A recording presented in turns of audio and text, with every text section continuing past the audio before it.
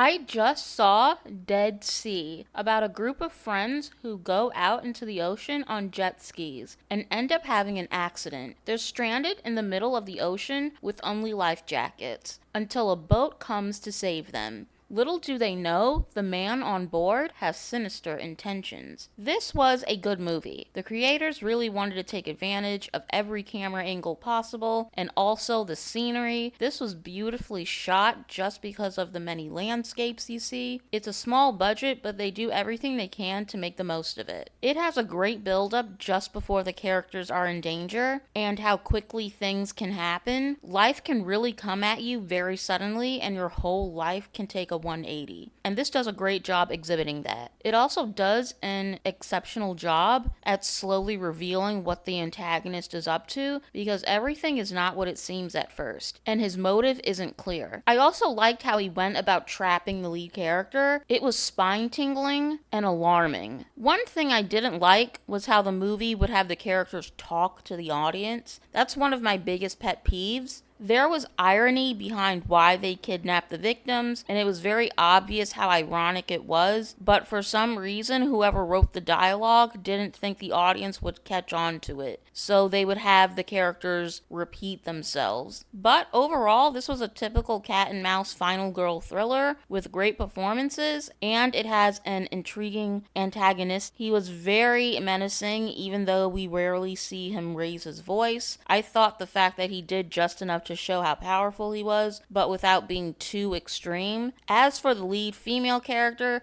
even though I was kind of detached from her, she still carried the movie well despite her uneven acting. When she was swimming while being afraid, she looked like she was about to laugh. Overall, I give this a 6 out of 10 and I do recommend.